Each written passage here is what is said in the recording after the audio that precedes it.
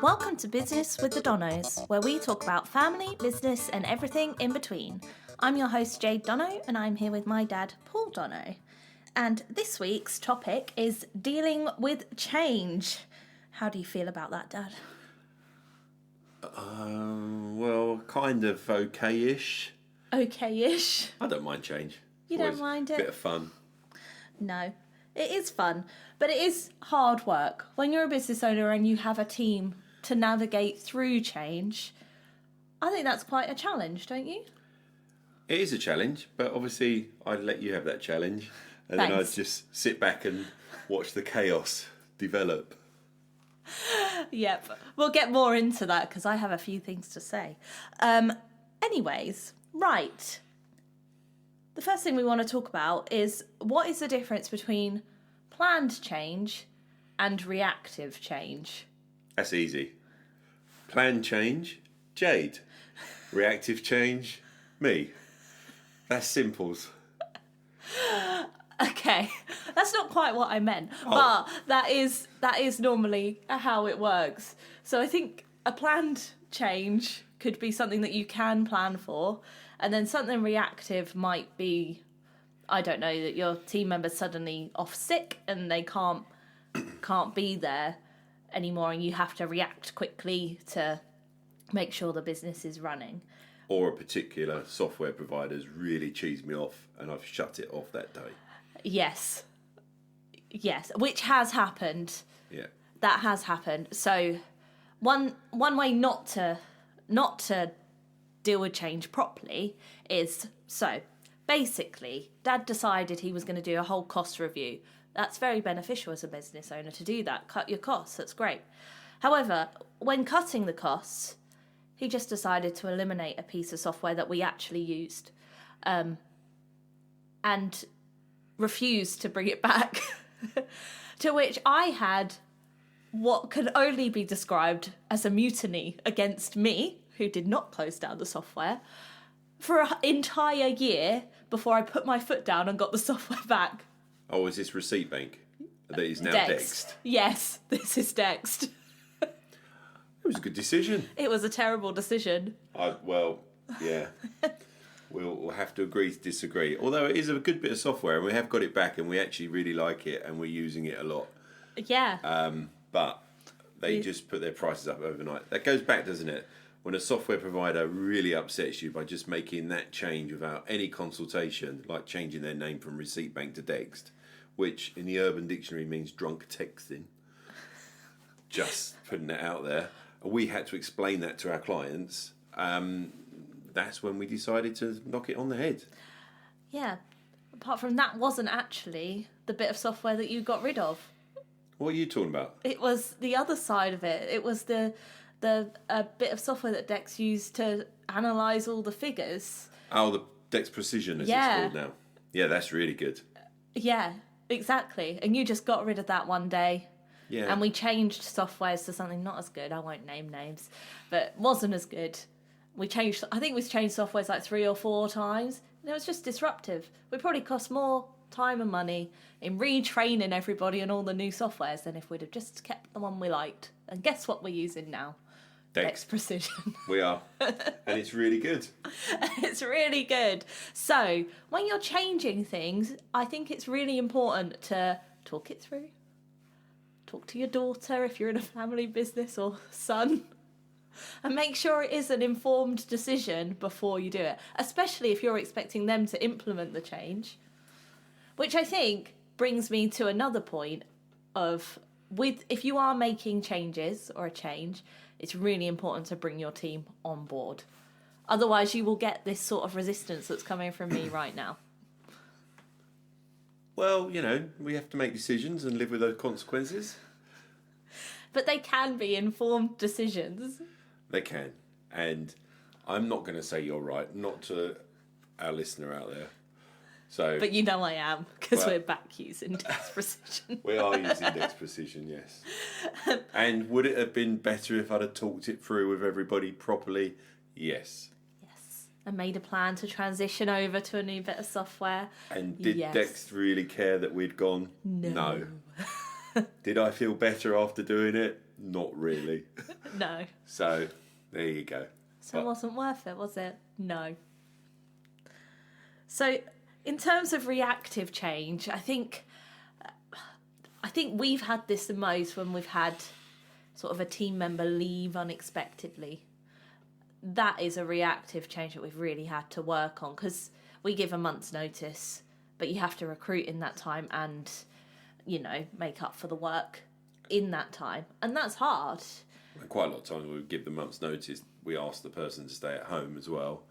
We then have to manage the clients because they are going, oh, you can't keep hold of your staff. Well, you can. It's just people move. And we've got to deal with that. So not only have we got to deal with the clients who are then upset because they've got a new client manager or a new point of contact, you've then also got to deal with the team because they've now taken on extra work while we're trying to recruit. Whilst we're then going, well, what do we do? Because we've got to try and recruit and get the right person, and that's not easy either. No. And then we've got to try and sift through the unsolicited calls from recruitment agencies that we just keep on going on LinkedIn, report this is spam, I don't think that does anything. So change in that respect causes a lot of disruption. It does. And I think the only way you can prepare for that, and you never want to prepare for these sorts of things, but it's maybe to do a little bit of a risk assessment type thing of things that could happen that would cause you disruption, and then have a bit of a plan. In terms of recruitment, I think one of the things you can really do is recruit all the time.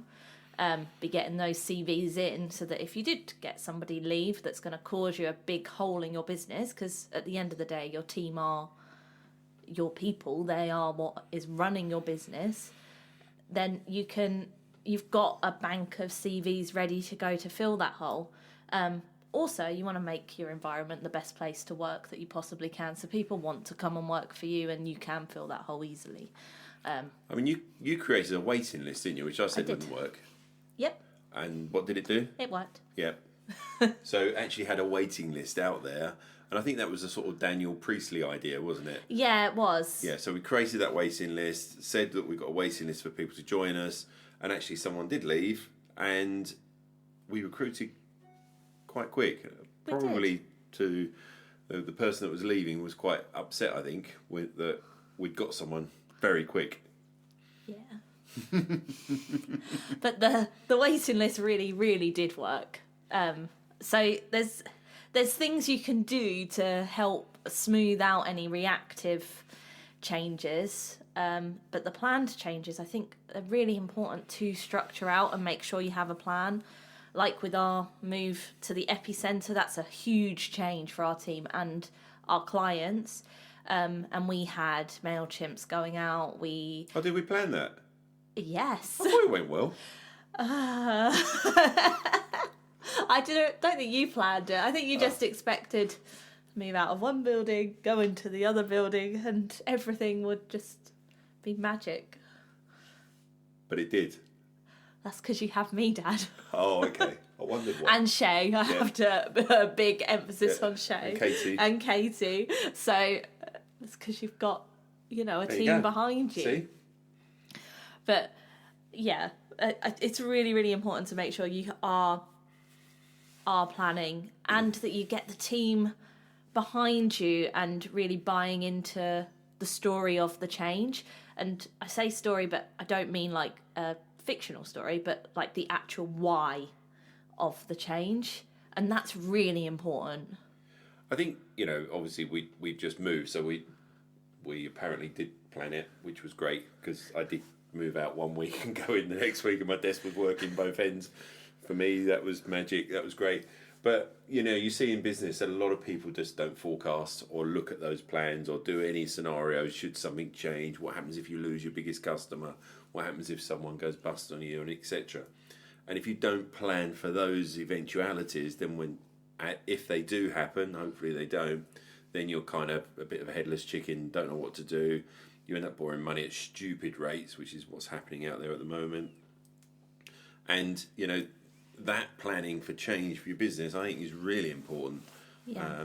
I must admit, someone said to me the other day, how often do you look at your forecast? And I thought, probably at least twice a week.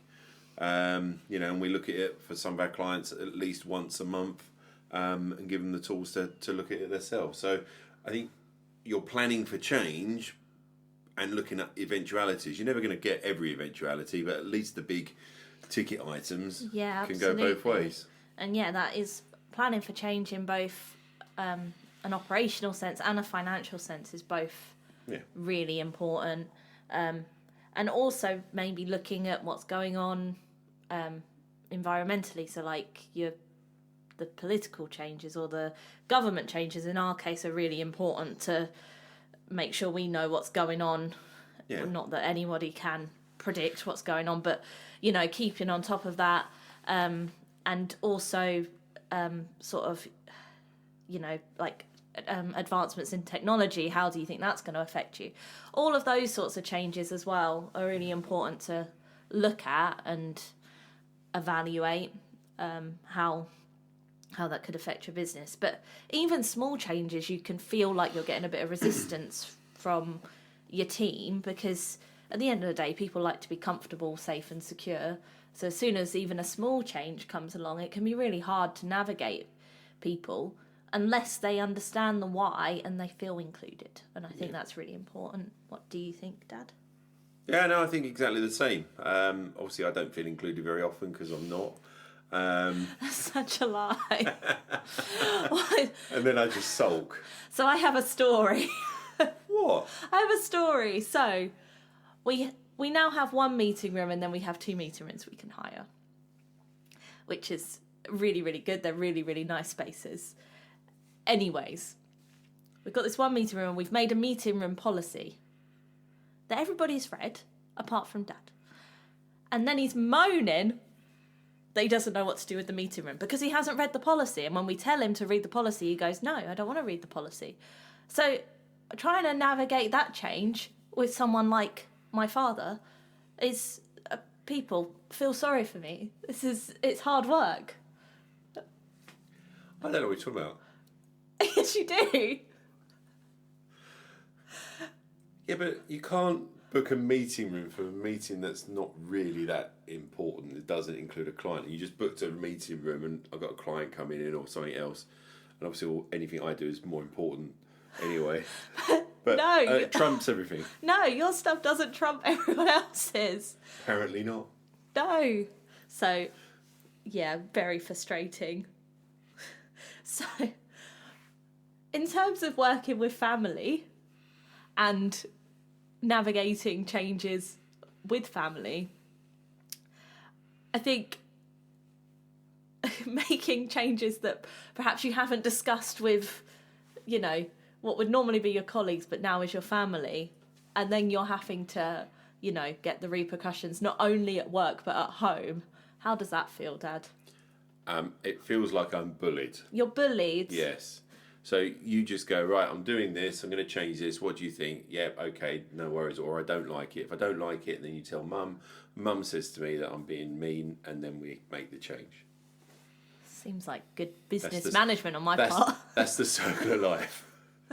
So, as I've said before on a previous podcast, I think on the first one, I just do as I'm told, and, I'm not meant... Unless it's written in a policy. Unless it's written in a policy. If it's written in a policy, then obviously it's cast in stone, isn't it? We haven't got any policies, have we? Oh my goodness. Of course we do. But I think it is important to note that in a family business, it's very hard to get away from those repercussions. I will be in a mood if you change something without asking me. I know. Just making sure that you understand that. So, talking about me being picked on. Yeah. So, I walk into the epicentre and Kayla, who does my hearing aids, said, I haven't seen you for a while, Paul. And I went, no. And she said, oh, you're not wearing your hearing aids today. I'd just forgotten to put them in. So, she then had a moan at me about that. Good for Kayla. Yeah. I then go upstairs and then Shay moans at me because I've kept a box of wires. Good. So I've gone there and I've been moaned at twice. Good. Yeah. One, you should wear your hearing aids, otherwise you Sorry? are. That was terrible. That was a terrible joke. That was for Rachel. She'll laugh. She'll come back and go, love the hearing aid joke. It wouldn't be a family business podcast without a few dad jokes. But no, you should wear them, otherwise you will be deaf as a post. So, wear your hearing aids. Kayla is absolutely right. And, just do as Shay says and you'll be fine. So, the outcome of being moaned at, as I normally am, is I've booked my meeting with Kayla in the audiology place upstairs, which is 2 floors up. And I've thrown a couple of wires away. Only a couple. Well, I mean, that whole box needed to go. I don't expect that box to be there very long, but that wouldn't have been me. I'm sure there's a policy over I've already told Shay she could throw away those wires. Yeah, great, thanks. So...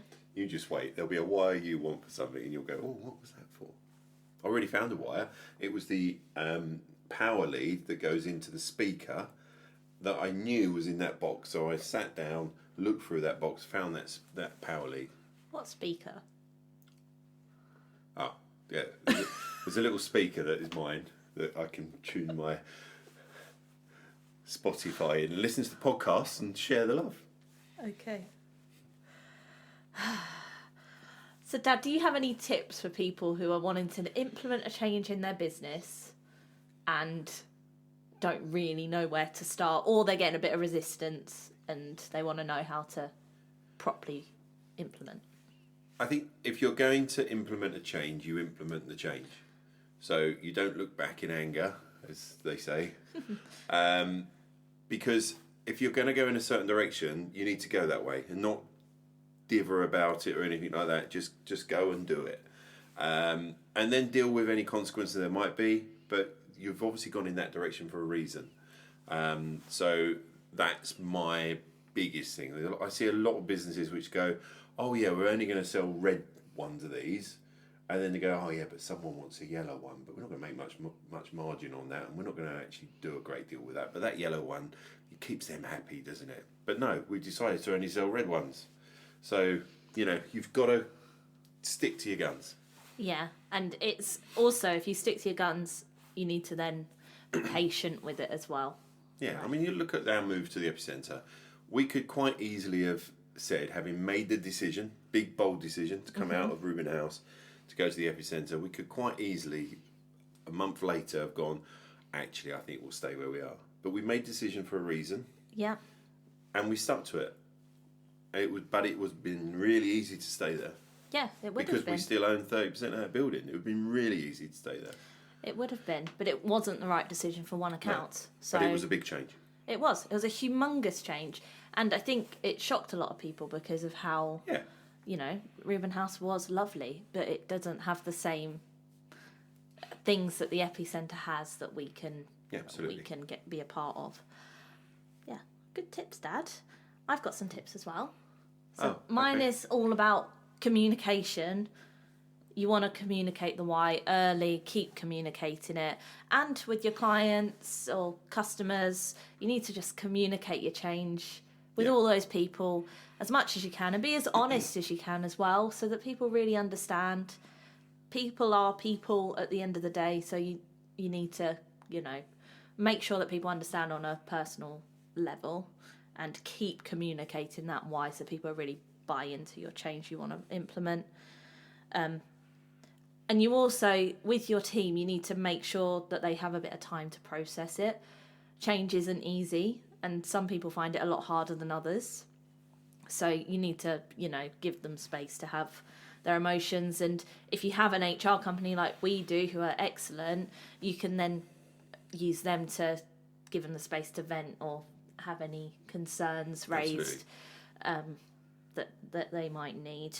And if you don't have an HR company, which a lot of small businesses don't, then you can say to people, if you've got any concerns, make sure you can come to me. All of that sort of stuff, so that you're really open, honest, understanding that change might not be easy. And then the last tip I've got is to sort of, with your team, build a culture where change isn't a scary thing, but it's embraced. And I know one of our values is evolve and adapt, and that's all about change and getting better. And I think there's a business phrase, isn't there, that we've always done it this way. It's like the killer of businesses. We hate that phrase, don't we? We hate that phrase. Oh, but we've always done it this way. Yeah. Well, yeah, but we can change that. Exactly. And people saying that, I mean, if a business owner who was like in their 60s now had the phrase, we've always done it this way, I mean, they wouldn't even be on computers, would they? And think of how much slower that potential business might be than if they'd evolved into sort of a modern day business. Might not be true for everyone, but it is something you need to think about in your culture, making sure that people aren't afraid of change. Yeah, absolutely. So, have you got anything more to say on change, Dad? Or you... No, I'm changed. You're changed. Oh my goodness.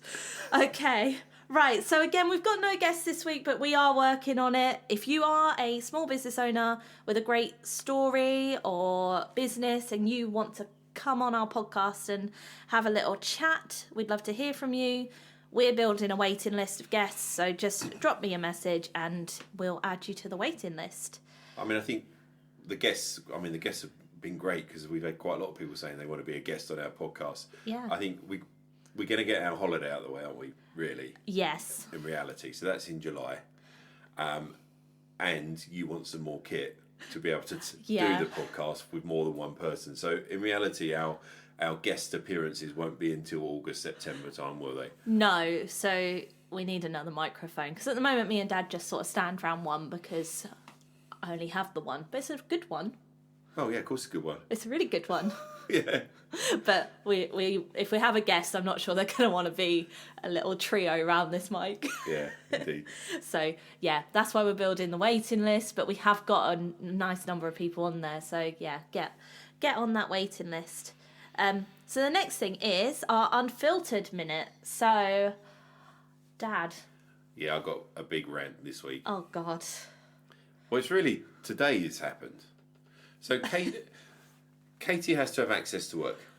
And I think we've talked about this before, haven't we? Wait a minute. So access to work is sort of like it's a help. Like a benefit type thing. It's a benefit for disabled people wanting to be in work or making their work life comfortable. Yeah. And it's something that Katie applied for in August.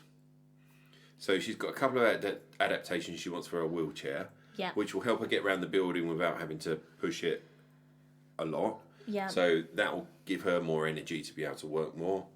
And also when she wants to sort of nip to Sainsbury's or take Honey for a walk, she's got another adaptation that she can go a bit more further and outside on. Yeah. The other thing's a wheelchair box so that she can actually put her wheelchair in and out of the car. Yeah. So these are all things, and that's because she's become a lot more immobile since your wedding, actually, this time last year. And she needs a different way of putting a wheelchair in rather than relying on other people. So access to work can help her with that. Mm-hmm. Brilliant service, brilliant idea, but it was August. So in August she applied for that. Literally last month she has a phone call, because I was part of that phone call. She has a phone call that then the person says, oh, I didn't realise you were full-time in your wheelchair now. You need 2 more assessments.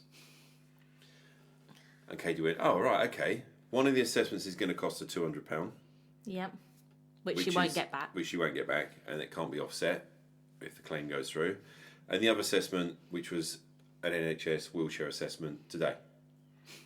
So we turn up. We have to go all the way to Ipswich. So I've had to take the morning off. Yep. And Katie has. And Katie has as well. So the two of us have had to have the morning off to have a wheelchair assessment. We sat in front of really lovely people in Ipswich. They were really nice, and the guy was really, really helpful. And he said to Katie, so you're after a new wheelchair? And Katie went, no. And he went, but we're wheelchair services. And she went, yes. And he went, well, we're here for a wheelchair. And she went, I know. And he said, so why are you here? Because Access to Work said, I've got to come here. And he went, well, that's wasting your time and it's wasting my time. She said, yes, but I need to tick the box. So she's had an assessment for a new wheelchair. She's got a voucher for a new wheelchair. So just put this in context. Her voucher is £1,600 Yep. for an NHS wheelchair. One that fits her and she can use is £4,800. Yes. So she's got to fund that difference to get the wheelchair that works for her. But she doesn't need a new one. But she doesn't need a new one. No. It'd be nice to have a new one, but she doesn't need it. The one she's got seems to work okay. So we had to go through all of that. We've wasted an entire morning. Ipswich for us is an hour and 15 minutes from home. We've had to be there for 9 in the morning. Katie struggles getting up really early in the morning. Yes, she does. The people were very, very apologetic, but we now have a voucher. We now have a form that's been signed, and we now have a box that's ticked. So her next assessment is after our holiday in July, so that they can see whether or not she can drive a car. Yeah, because she's driving a car every day. And she's got no problem driving a car. It's just she can't get a wheelchair in and out of it. Yeah, and that's the assessment that she's had to pay. And she's got to pay £200 for someone to sit on a chair, probably going, "Oh yes, you can drive that car." Yes, really good. Yeah, but that's what it has done for the government, is that it's ticked the fact that they're looking after an access to work thing, but they've just kicked it down the can for another 4 or 5 months. Well, yeah. The really serious side, and this is my rant, the really serious side, not only having to take our morning off, etc., is that if Katie was working for someone that didn't understand disability, and we've seen that with Katie, Yeah. she probably wouldn't have a job. No. She more than likely wouldn't have been paid for this morning. And her employer, which happened to be me, although I'm a dad, wouldn't have probably taken her. So there's a really good drama on at the moment, Code of Silence. It's about, I've not seen that. Yeah, really good, about a deaf lady and her mum that's also deaf as well. And that has access to work in there, and the mum actually lost her job or couldn't take the job because access to work took too long. People might see that as a drama. That's a reality, and that's really sad, because as an employer as well, would that stop an employer saying, "I'm going to take that person on that is more than capable of doing the job"? Katie's more than capable of doing her job, but she does need this bit of help. Yeah. That's my rant.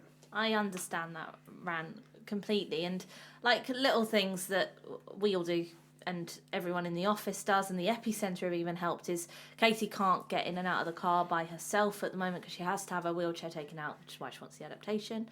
The people in the epicentre have been helping her get that wheelchair out of the car, and if they don't help, we obviously come down from the office and help.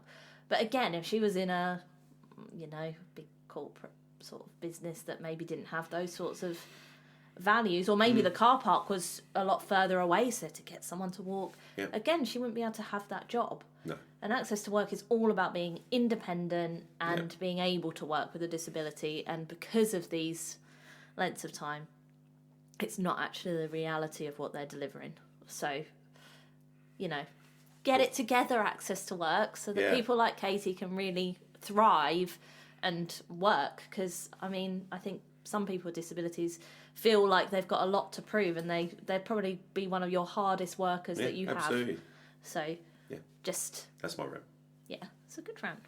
Well, not a good rant, but nice story. So my one is just about exercise, really. I'm not really an exercise sort of girly, but lately I have been exercising more, and I think I found the exercise that's right for me. And now I am absolutely loving it. So like lifting a wine glass up and down. No, I do enjoy that too. I can lift that better now. No, I've been doing like a little dance workout in the morning by MK Fit. She's great on YouTube. Some of hers are to like Disney songs. This morning I did a Jane Fonda inspired workout, and it was great. All to 80s music. It was really fun. I'm sure Mum's got a videotape at home of Jane Fonda workout. I'm sure she has. But I did that. I go for a walk with Django, and I've been started to do some weights as well. And this is all because I decided to get a Whoop band, and then Josh a month or two ago decided also to get a Whoop band, and now it's a bit of a competition on who can get the highest strain. Is he doing the Jane Fonda workout? No, but that would be hilarious. I might get him to. In the red leotard? Yeah. Which I've never watched before, by the way. Oh, God. Too far. Too much information. But I think we're doing the... I'm changing the subject real quick. We're doing the extra exercise. Like, I actually have more energy. I feel, really positive. But it's mainly the energy. I didn't expect by doing more I would feel more energetic. And well done, you. That's definitely happened. So, yeah, that was my little unfiltered moment. So, you've got the question for today, haven't you? Yeah. Well, it's more of a...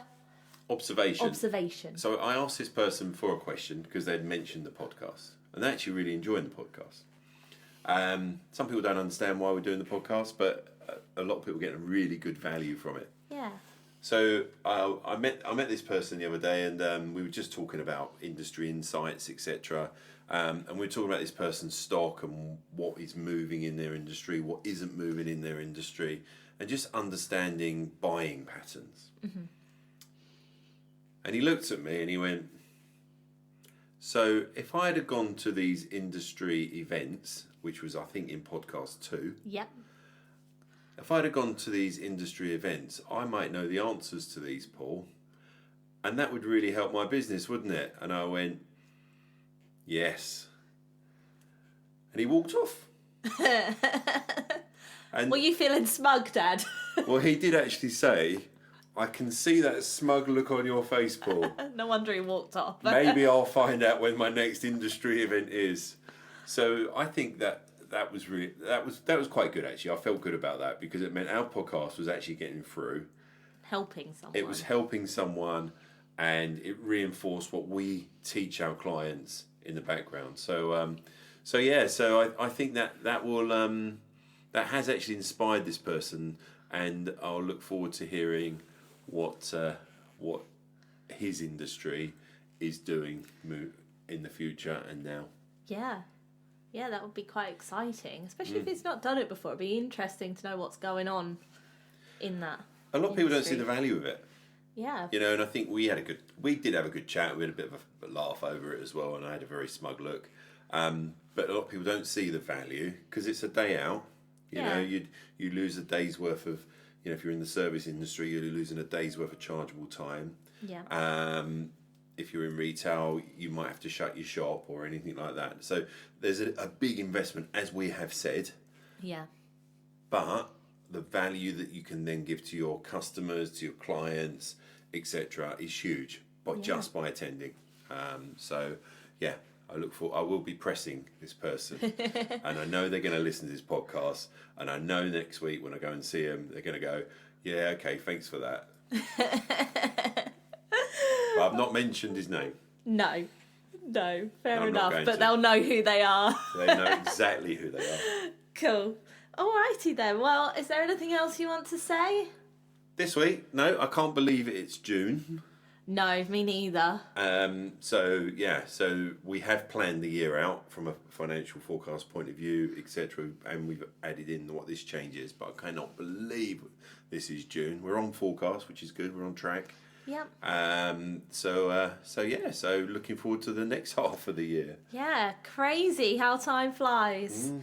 But that is it from us this week on Business with the Donnos. If you found this episode helpful, subscribe, leave us a review, or share it with another business owner, especially if they are in the thick of change and they need a bit of help and advice. Share it with them.